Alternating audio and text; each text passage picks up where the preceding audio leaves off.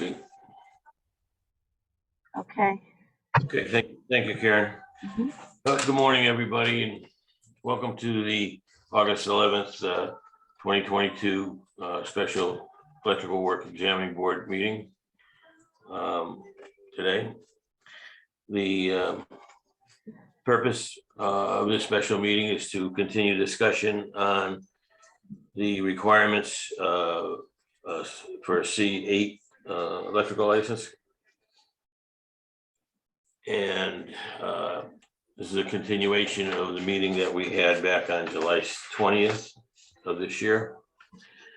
With that being said, everybody should have received a copy of, on the board that is, a copy of the minutes from that meeting. An opportunity to review them. And somebody would like to make a motion to approve them. We'll open any discussion there is, if there's any on it. Mr. Chair, I'll make a motion to open the, accept the minutes from our last meeting. All right, would there be a second? Second. Mr. Costello, okay. Is there any discussion on the minutes? Everybody's had a chance to read them. Seeing none, is all in favor of approving the minutes of the July 20th, 2022 meeting? Aye. John? I'll have to abstain as I got out of the meeting about an hour after it was my battery died on my phone. Okay, so we haven't a quorum and we have enough to approve with one abstention, Karen. Okay, thank Okay. you. And for the record, for today's meeting, let it be noted that board member Peter Jennings and board member Jacqueline Laramie are not able to make today's meeting. Other than that, all board members are present at this point. Okay, so where we left off at the last meeting, excuse me, was just pretty much as follows. Pardon me again. We had discussed a draft copy of a former outline of training requirements for the C8 license. This is a number of discussion points made about it.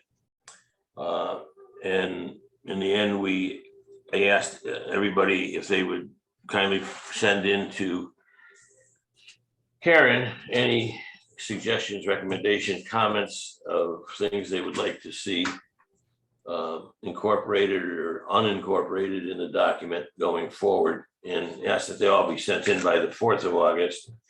And then I extended till the following day. We received three people submitted information. Okay.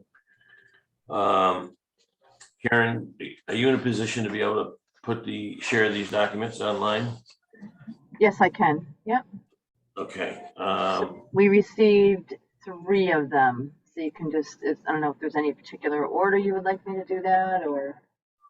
I'll just say, let's put excuse me, Chris Brown's up first. Okay. All right, give me 1 second. Online.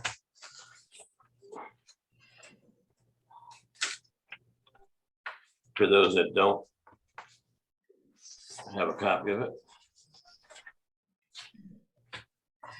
So from Chris, we had an email, and then there was also a draft document. Did you want me to put up the email or just the draft that he submitted? Yeah, you can put the second portion up. The draft Yeah. document. Okay. Yeah. I'll read out the comments that Chris submitted while you're putting that up. Okay. Mr. Larry, I've been putting a lot of thought into the draft C8 requirements that I have attached, and I have attached my draft version. which is what you're seeing right now, but right. I thought it was well thought out and the meeting went well. The industry partners made some valid points. I feel like the welding, bucket truck training, crane operator, and rigging training are going to be employer supplied if needed. Not every sign company may do every type of sign, so I felt it was better to remove those to allow more time for safety. If we cannot mandate OSHA 30, then maybe OSHA 30 in both industries. If not, I was thinking we just call it safety, and it's up to the employer to provide the training and the workplace, safe workplace free from recognized hazards. Removing those topics also makes this more digestible curriculum of 144 hours minimum federally. Talk soon. So Chris submitted that suggested draft that you see in front of you right now. And what I want to do is take each one and look at them separately for a minute, and then maybe we can combine some things together here.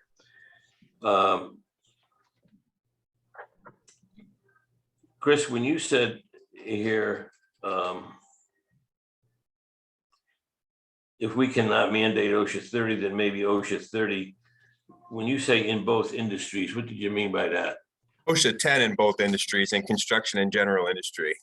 So Okay. I know that they do some shop in the manufacturing type environment, and then they do some work out in the field. And it seems like they had safety aspects that they found valuable in both of those OSHA 10s. So maybe you make them do both of those OSHA 10s if we can't mandate the OSHA 30.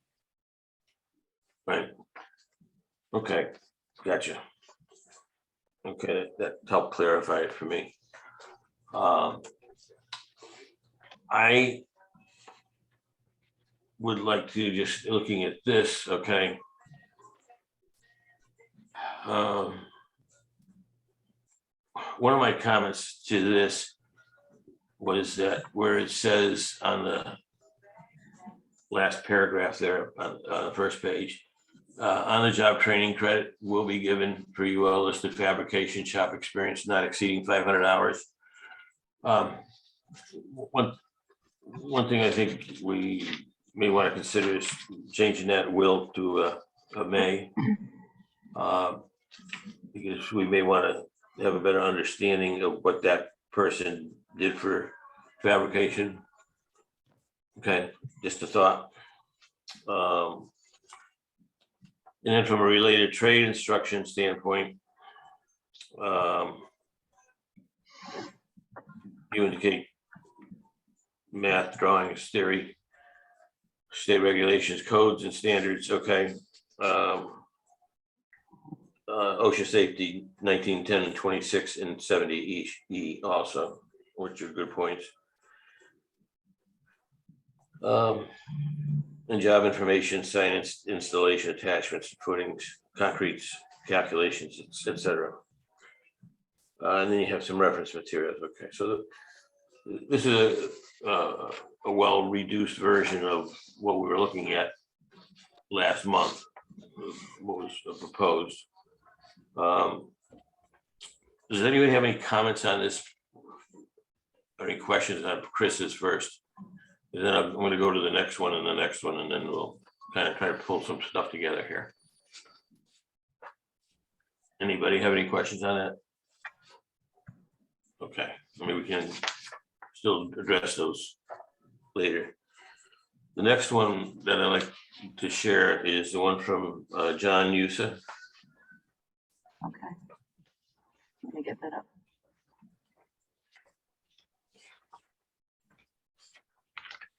Good morning, Pam, and good morning, Brenda.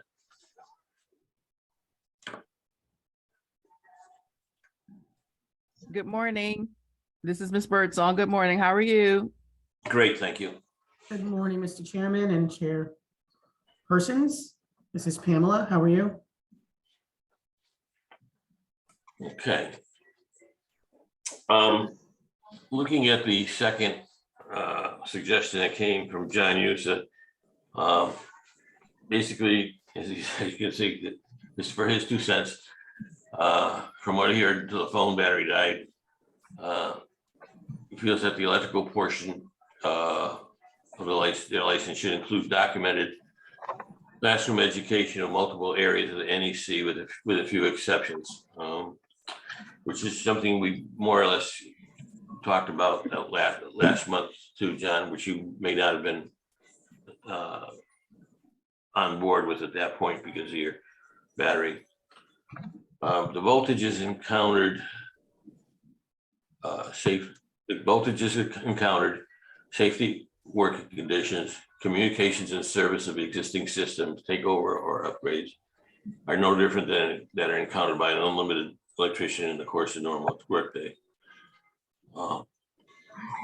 The education portion of their license should reflect equivalent knowledge. And then he goes on to say the sign technology is advanced to the point that connection of solar panels and rechargeable batteries and network communication is taken well beyond the simple billboard with light shining upon it at night, which is so true. So John has indicated, some areas of concern here. Does anybody have any questions for John on that? Sure, we'll expand on those as we go forward here. Okay.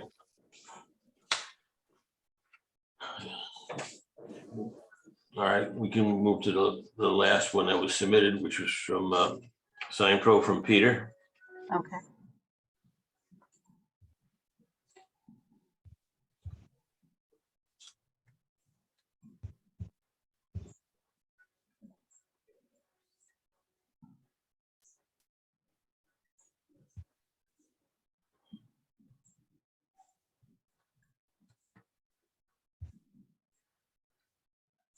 All right, Okay. you should see it now. Pardon me? You should see it now. Yep, it's up there. Thank you. Okay.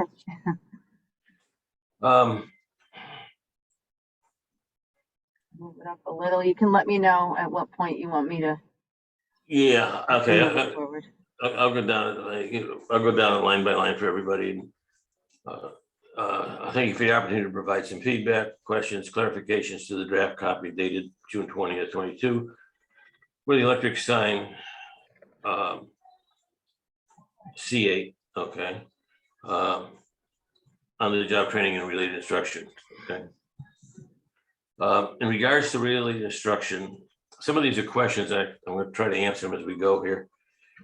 In regards to the related instruction, please provide how a pre-approved online course, live classroom instructions, state or private schools would be selected, approved, authorized to provide, would be selected, approved, authorized to provide this instruction.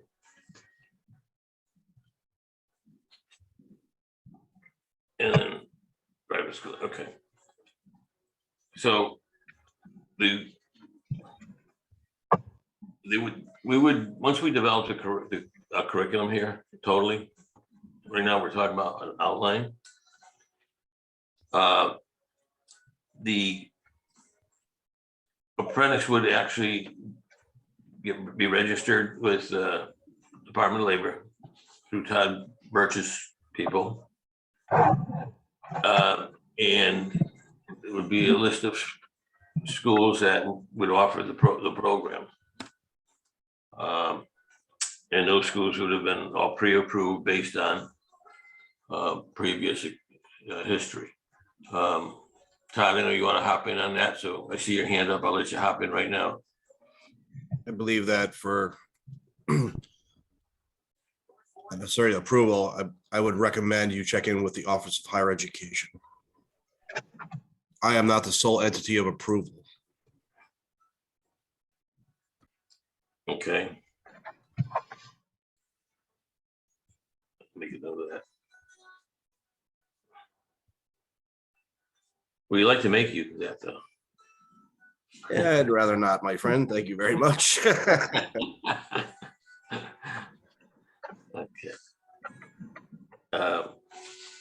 So And then let me clarify if I can, Mr. Chairman. Yeah, I think it would be helpful for some people online. It is my understanding and my partnership and relationship with the Office of Higher Education, that for-profit entities, and various reasons, they do vet schools, especially for-profit schools, that offer this, any type of related instruction, from my understanding. They do kind of like kick the tires and open up the hood to see what it is with a team of experts. I've been asked to be on that team, but I declined because it's kind of a little conflict because then I would have to approve it after they approve it, so to speak. So again, my understanding is they have a team that does this.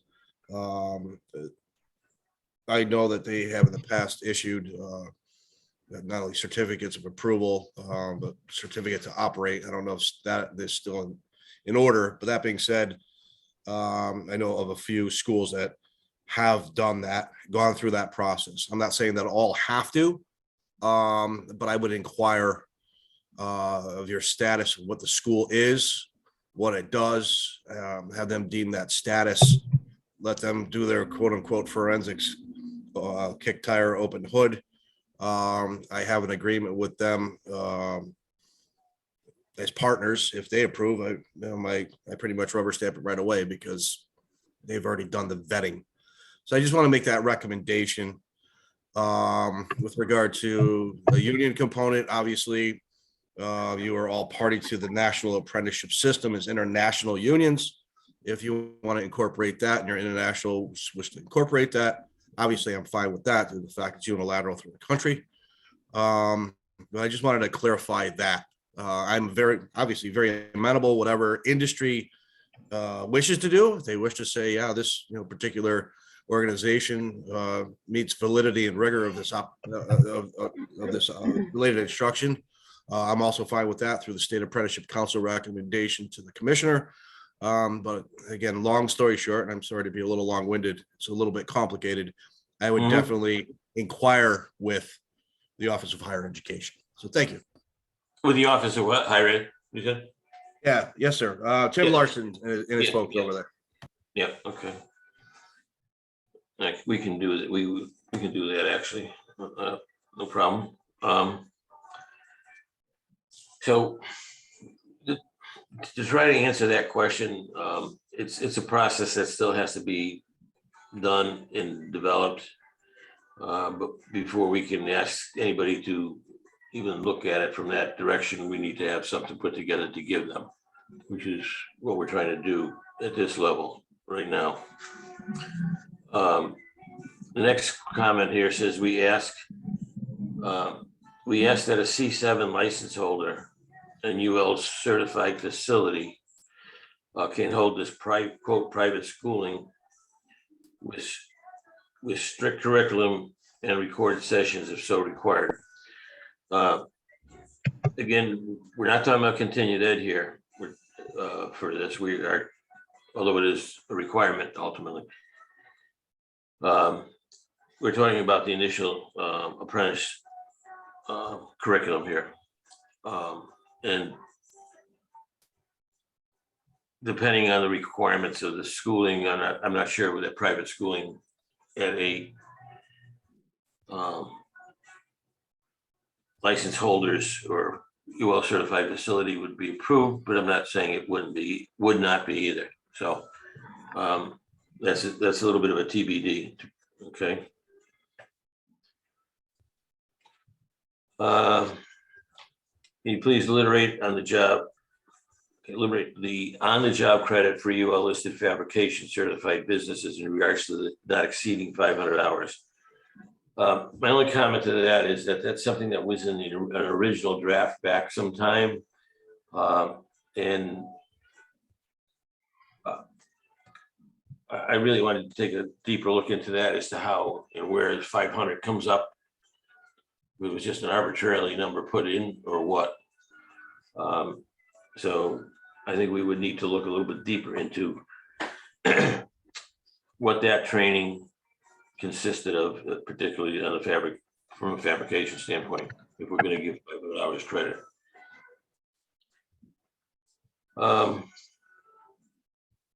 Next, Connecticut OSHA, Connecticut DOL requires 10-hour up-to-date certificate for on-site personnel.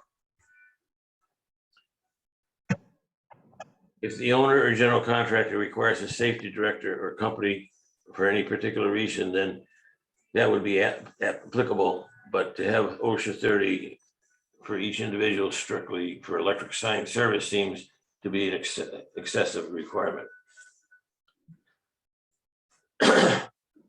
Again, that has been an issue, OSHA 10, OSHA 30, as to what board can or cannot require. I understand where people might think OSHA 10 is, I'm sorry, OSHA 30 is excessive. However, I think it's pretty important. And I think that's something that the board would ultimately take under advisement from the, as far as requiring it goes, from legal. At this point, I believe we would have to incorporate some of that into some statutory regulatory changes or modifications. The next question, so far these have been, okay. Please verify that the license is strictly for an electrical work per the previous criteria to service, install, modify any electrical signs or components. In the section labeled as equipment safety for the electrical sign installer and service personnel, there are several categories and subjects not related to the electrical field, excuse me, such as excavation and concrete calculations, mechanical attachments and fasteners, welding procedures, crane operation training and crane safety, rigging and signal training, as these requirements are for both illumination, electrical, as well as non-electrical signage.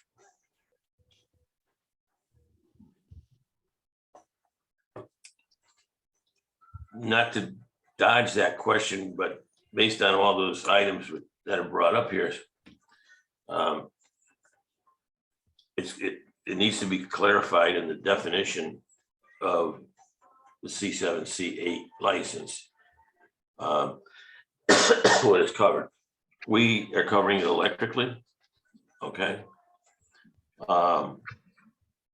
And although there are times where concrete is work is required and so forth, and there are cranes involved and so forth, depending on the contract, how they handle that, whether it's handled by the sign contractor themselves with their own crane, or it's handled by a sign contractor who sublets it out, a crane, let's say, to a crane service.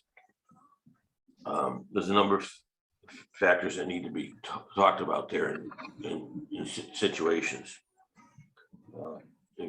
And Chris kind of addressed a little bit of that in his recommendations. The next paragraph. Mr. This Chairman, needs to if I be- may. Pardon me? I apologize, Mr. Chairman. No, I didn't see it in your hand. Go ahead, Tyler. Okay, My I apologies. apologize. I had to step away for a call. I do apologize. Can I just make reference to a couple of things, please? Go right ahead. Thank you. Can you please, about the 500 hours, not exceeding 5 hours is actually a regulation of, I mean, I understand your intent, but it's also a regulation of apprenticeship that you can accept up to 25% of the registered apprenticeship for previous credit. So that's a clarification on apprenticeships side. Again, I'm only speaking for the Department of Labor here. Yeah. This next one about OSHA, Connecticut DOL, I don't know if that's actually an accurate sentence, sir. The requirement, you mean? Yes, sir. Yeah, I don't disagree. I do not, again, taking position only for the Department of Labor. I do not believe that's in our statutes. I believe it's in another agency statute, which I'm not clear which one it would be. And I believe that from remembering the language of that statute, it's only for public funded jobs is the requirement, and not necessarily. Don't get me wrong. I am a proponent of all safety. I just wanted to clarify this, try to eliminate any speed bumps for y'all. But that's the two comments that I have again from the Department of Labor. Thank you, sir. But Todd, just to add to what you said about the 10-hour OSHA, whatnot, relative to public projects, state projects. I agree. That's my understanding as well. And I noticed when you were saying it, Chris was shaking his head up and down in the affirmative also. So thank you, Todd. Rob, if you can just hold on a minute, we only got 2 sentences to go here, or 2 paragraphs, and I'll be right with you, okay? We'll come back to any part of it. The next paragraph says that this needs to be extremely detailed and clarified, as there are several municipalities statewide that require a C7, C8, regardless if the sign is electrical or non-electrical. And with the categories above, the training is required regardless of electrical. I agree. And that's what one of the things we're trying to do, is trying to get this clarified so that eliminates a lot of confusion down the road, because it's something that hasn't been very well clarified in the past. And then lastly, it has also been clarified that any person that is changing a face or component of an electrical fixture, sign, electrical fixture sign must be C7, C8, E1, and or E2 license, and a permit is required for state law. Okay, so that's just a statement that Peter has made here.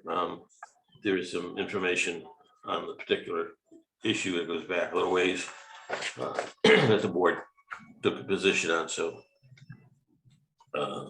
that's that. Rob, Yes, there you So- go. just I about the know you OSHA, I wanted the con OSHA only takes care of Connecticut employees and doesn't have anything to do with private business. Federal OSHA has to do with private business. And the requirement for the 10 hours is 100% correct. If it's a public funded, either state or federal funded, you're not allowed on that site unless you have OSHA 10. And if it, for prevailing wage, all that area. OSHA, if you read OSHA 1926 and you are in construction, so here's the difference is you have, like Pete and my sign company are similar in the sense as we go in to work for ONG or whoever's building the building, or we work directly for UConn or whoever it is. Where other sign companies, their life is really putting up signs for other sign companies. They don't do much of what we do. But for us, you end up having to have at least one or multiple employees with OSHA 30, and almost all your installers, if not all your installers, unless you have like a service tech, they would all have to have OSHA 10. So I know we can't be so broad to catch everything. But if we can, make it, I agree with the 2 requirements of the 2 OSHA 10s. And I agree with Pete saying OSHA 30 is like almost an overreach for every company to say, you have to have OSHA 30 employees, everyone that's getting your license. Cause you want all your installers to have this C8 to go to their C7. So to say they all have to have OSHA 30 is probably, I don't want to say wrong, it's good for them to have, but is an overreach. But I do believe that you need both OSHA 10 general industry and OSHA 10 construction. Correct. And that all makes perfectly good sense to me, Bob. So I appreciate that comment too. All right. So as you see, as we start talking more and more about this, it gets more and more a little bit more complicated, or a little bit, it needs so much more clarification than we've ever had previously, to make things right and to put it in written format. So You can take that share down now if you want, thanks. Oh, Peter, you got your hand up? I didn't, no, I can see it. I got the full screen in front of me. Thanks. Peter, you want to make some comments? Go ahead. My apology for skipping you. No, thank you, everyone. We really cherish what you're doing here and making this right and helping it improve and constant improvement, Department of Labor, everyone involved. And Rob Kennedy, you're 100% correct. We get on these state projects and every single person, regardless if it's an administrator, if they walk on site, they need their OSHA 10 at minimum. And then it's up to the general contractor or the landlord approval or the property owner, whether or not they want OSHA 30. So to clarify that. And we honestly really cherish everything you're doing here and trying to educate the municipalities and helping the business, the building officials understand what's required through the permitting process. But again, thank you for all you do and your attention on this matter. So I certainly appreciate it. And Pamela Brown and everyone that's involved, thank you. Okay, thank you, Peter, for your kind comments. We don't always get those. We do our best. We just get frustrated sometimes, and that's why the clarity here is great. So thank you for, again, looking at all of this and taking it a step at a time. We have some comments from our board members, if I may, from somebody want to start based on some of this information that we've received. Mr. Byrd, you have your hand up, I see. Yes, sir. I'll start, Mr. Chair. I know at our last meeting, one of the things we talked about and was on the NEC side, we talked about going chapters 1 through 9 as applicable to the sign industry. I noticed on this, our current draft, we still have chapters, it scatters through the different chapters. But I think it is important because we do have to pick up chapters 7 and 8 as well because of the communications portion of it.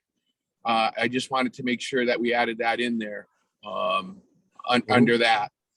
And I know we did talk about it. It is on record. I still have, I know there's a lot of talk about the OSHA 10 and OSHA 30, and we got to get better clarification on that. But if I remember right, in 2015, construction trade, the related construction safety trade was removed from all of the programs and was replaced with the OSHA 30 standard in all of the apprenticeships. And I just think we should stay consistent with all the apprenticeships as far as we go with that. If we're going to do some sort of safety, we ought to stay consistent throughout all of our apprenticeships. If OSHA 30 is the standard through the other apprenticeships, then this should be the standard for this one as well. And I know there's a lot of discussion on it, but I think we need clarity to get that, addressed so that we can put that one to bed as far as what we're doing with the standard right there. Okay. I don't disagree. And I think I may have made that statement or intended to make that statement that we need to, we may need to get some clarification, if you will, from a legal standpoint. Yeah, no, I just wanted to and- reinforce that point, Mr. Chair. So thank you very much. Yeah, and thank you, Rich. I agree with consistency wholeheartedly in that regards. But at the same time, I know some of the history that you're referring to and what we've all worked under and whatnot, and it may be a case of something has to be drafted legislatively to incorporate OSHA 30 if that's the case. But my intent would be we would reach out for, the board would reach out for opinion, advisement from the legal people. Yeah, and and we all know what the federal regulations stand, as far as the federal regulations for the apprenticeship states. But also we're if I remember right, we're a SAC state. So we have a state apprenticeship council, and I believe that was all put through. I could be wrong. I just want to make that clarification there. Yeah. And I'm Todd, sure Todd Todd can probably clarify that a little bit better. Yeah. Go ahead, Todd, thanks. Again, my friends, and I don't want to belabor a point, and I thank you for your partnership. Of course, you know, I'm all proponents of safety. I've taught it. We've all been part of this. We're all been in this together. As we've had discussion about the unbelievable amounts of conversation about the recommended 144 hours of related instruction, we know we all go above and beyond that. For federal purposes, I am federally authorized by the federal government to operate in an independent state. That being said, I still have to conform to federal regulation. Must. The state cannot supersede that particular. So if I may make a recommendation, and I all agree with you, absolutely agree with you, that speaking just for apprenticeship, it's always stated that it's 144 hours minimum is recommended. And I think a part of a document to cover all bases would be industry highly recommends OSHA 10 as a minimum. Again, that's not a mandate because we cannot by federal regulation mandate that. We can all agree, and let's face it, 99.6% of all of us are going to do OSHA 10 anyway, or all of our apprentices are going to do it anyway. Why? Because as employers, that's mandated by your insurance carriers. Let's be very honest here. That being said, for putting mandates into an apprenticeship, first of all, I would deny that because I would have no choice. But again, utilizing the language of industry has highly recommended the obtaining an OSHA 10. And of course, all schools do incorporate OSHA 10 anyway. So it's kind of a moot point to a point. But that being said, for documentation purposes of registered apprenticeship, and again, with OSHA 30, that's a post-hire thing. That's not an apprenticeship thing. That's a post-hire regiment of and requirement of jobs or again, employers. And I'm again, huge proponent of, but I would caution you not to go down that road and perhaps take my advice on highly recommend obtaining a OSHA 10. And I think that kind of, as a suggestion, I hope that puts that to rest. So thank you. Thanks, Todd. Appreciate that. Paul. Thank you, Mr. Chair. And, to that point, and thank you, Todd, for clarifying that. Can we set the criteria for the requirements of the training and just align it with the same requirements that we would fulfill for an OSHA 10, OSHA 30? That is something I would look at our attorneys for. Yeah, we're not mandating. We can set the criteria for what topics we want discussed, just as we do for the NEC topics, electrical safety, whatever the others are. But if we can't mandate that it's a OSHA 10, OSHA 30, I think we can set the criteria for the curriculum to cover the topics that would automatically be the mandatory and, the electives pertaining to this specific industry. I think what we're looking at here is that from Todd's perspective, and again, I know Todd very well, and he is a proponent of safety. There's no question about that. By the same token, what Todd is stipulating here to us is the minimum federal requirements. Okay. That being said, I would think that we also can add additional requirements for obtaining a particular license, expanding upon that, to your point, Paul. But again, that's something I think we as a board need to take under advisement from our people on that. Mr. Chairman, quickly, I think I just had a stroke of genius, perhaps.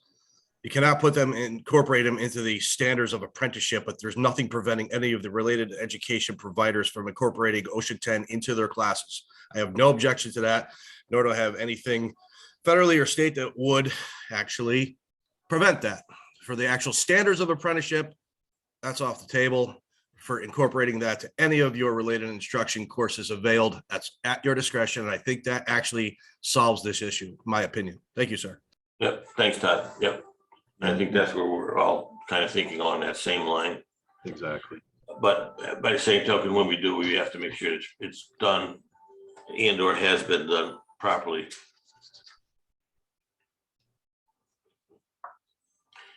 Okay. Any other board members with comments about the information that we've received so far, we've discussed so far here? Chris, no, you're shaking your head, you're good. John? You're good? Paul, I heard from you and Rich. Todd? Anybody else here on the panel today have any comments? Because what I think direction I want to go with this is to prior to next meeting is put together an actual outline similar to the draft, but more complete as somewhat less wordage, but more complete. To Rich Bird's point, we did indicate last time chapters 1 through 9, but we also indicated and the tables, because the tables are applicable. So in essence, we're saying the NEC in its entirety as applicable to the sign industry. We may want to expand upon that a little bit or not, but that expansion really should come in the form of the actual curriculum outline, the narrative, okay, outline. So I'd like to see us, I may work with 1 or 2 board members that are interested to try to draft something up very similar that looks like it would be palatable to everybody involved on this issue, not just the board, but also that Todd would look at and people that have had input so far from the sign industry. And although I know we incorporated and invited, I think, 3 or 4 different sign companies to this meeting, there's other sign companies out there. But obviously we can't cover everybody at the same time. So trying to move this along as best we can and as efficiently as we can. So I think we could easily put that together. I didn't want to take any more than an hour's worth of people's time today because I know everybody's so busy. And want to get everybody to see what everybody else has sent and has looked at, a little discussion like we have had here today. Certainly would like to see this, the definition of the sign license as to what it relates to, which I think from a board standpoint, most of us understand that, okay? We also got to understand there are situations where it might be a sign contractor's responsibility within a job standpoint to provide, let's say, concrete bases and things of that nature. That doesn't necessarily fall under our jurisdiction of what that C7, C8 license is for. Okay, it's like we install wiring in buildings, but we don't design a building. Okay, it's kind of a similar situation. By the same token, we don't want to lose sight of the fact that some of that is possibly required. Case in point, a structural footing. Okay, relative to grounding and bonding of rebar and so forth, blah, blah, blah. So we won't get into all the electrical technical details of that at this point. It's not necessary. So does anybody else on the call have any comments or questions about our direction? That I'm trying to take this in right now and relative to any information that's been provided today. Rob Kennedy, yes. I wanted to thank everyone again. Two, I think we're running in the right direction. What Rich had said, and I don't know the state laws, but I hire from I've had a couple people that started from IEC, and then a couple of these private places, whether it be, I end up with electricians or welders or a lot of HVAC guys that decide not to stay in the HVAC business somehow, and all of them tend to have OSHA 30. So I don't know if it's a private, like the schools themselves mandate it, and then and even like the state technical high schools, Oliver Wolcott and the other ones, they all those kids in each trade end up with OSHA 30 as well coming out of high school. So I don't know the rules, but we should look into it if it's, I heard the federal rules, but there might be something said that, all of these apprenticeship programs in the state of Connecticut do have OSHA 30, and I would just want to stay the same. I agree with Rich on that point. Yeah, the consistency. Yeah. Consistency. So that's all. I mean, that's it. And then just, I mean, I still go, I might be the COO, but I still go in the field with the guys. I was on that first wave that got this license in the state. Not to we've always been like the, excuse my, French, that we're not the good trade or whatever, where, we're not even considered a trade almost, when we go to sites. But I'll tell you, I have to know, I went to electrical school at in our technical high school. So my goal first was to be an electrician, and I, changed and went and did this. And I think this will bring some validation to it. I can't thank you guys enough for that. It's always been like, ask a sign guy. What's a sign guy? I'm telling you, we have to know. So I have so many certificates, so many licenses, across multiple states to be able to do what I do. And this, I'm telling you, I brought this up to the International Sign Association and the Northeast State Sign Association about what you guys are doing here. And they're extremely interested because we could possibly be the first state to come through with schooling for a sign installer. So it's pretty big. Great. Thanks, Robin. I see Pete, you have your hand up. One question for both of you, if I may.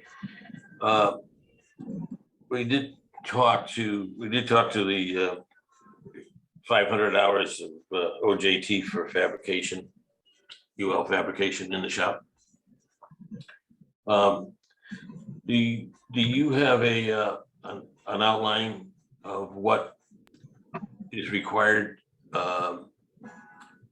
from a UL standpoint of what that person actually does for fabrication, that we could look at, that you could send to us? Yeah, it's Pete Rapocho. Yes, I can definitely do that and send it in. It's very strict procedural guidelines and requirements, and it's the shop that is certified. It is not the person or the business. It's the actual facility, and therefore that's the reason why you can't just go out and stick a decal that's Underwriter Laboratories on site. It has to be in your shop with your surroundings and so forth. So it's very strict. The inspections are unannounced. You just walk in, and therefore you have to have all your protocol in place and all your labels accounted for and so on. And we just finished a project now with 3,800 units that we built. So it's very strict, and they get shipped all over the country into Canada. So not only is it a national but international with Canada. So again, we really appreciate, and however we can assist to get a training involved, and that was part of my reasoning about the private schooling. That said private schooling is because we've offered to assist Tunxus in the past, but there wasn't enough draw to do that because we wanted the sign guys to really have more than sprinkler training or alarm training or low voltage training. And we certainly appreciate everybody's safety, but we get on these jobs and it's mandatory. And our importance is that the municipalities have to understand that we need these restrictions in place, because there are a lot of guys out there doing work without any permits and without these strict codes. And we really, and they're working at gas stations, and it's a ticking time bomb if the electrical's not right and the municipalities let them go. But regardless of that, again, we're here to help as a group. We've been in business 32 years without one violation. So however we can help you, we're here. I think Rob's talking the same way, and however, whatever we could do, but I will definitely get you the UL. Thank you. Okay, when I refer to the UL, I'm not concerned about what the UL requirements is to make your shop area, UL approved area. It's what the person is actually doing from an install standpoint on a sign. What his procedures are that he, what is he actually doing, so that we don't duplicate that, so to speak, in other areas of this. Try to keep it. And part of the UL is the procedure as well as the environment that it's in. So we will definitely, I'll just get you the entire requirement, and then you can pick and choose. So it's not censored. Thank you. Okay. All right, thank you. All right, yeah, if you can get that to us in next week, you can pass it through Karen, and she'll distribute it to the board members. That would be great. If that's okay with you, Karen? Yes. I know you don't have much to do, so. Fine time. Yeah. Okay, with that, if nobody has any other comments or questions, I'd like to call to, adjourn the meeting. I have two things. I don't necessarily, sure, 1 second, Karen. I don't necessarily want to set a date right now for the next meeting until we receive some of that UL information, and until we have an opportunity to kind of draft up a new proposal, and then we can put out for a date, meeting, if that's good with everybody. Okay. Karen, you had a couple of things. Well, we have Evan Dantos here as an attendee. I was just going to give him the opportunity to speak. I think he's just observing. So did you Who's want me that to do again? that? It's Evan Dantos. Oh, The I name don't, is familiar, but I can't think of where he's from. So did you want me to allow him to speak for a minute? sure, I didn't see him here yet. He's over here he's in here as an attendee. I don't know if you have that up on your screen or not, but Oh, he's an attendee? yeah. Okay. Absolutely. Okay, let me see. Oh, there he is. Yeah, Yeah. I see him. Yep. Good morning, Evan. Can you hear us?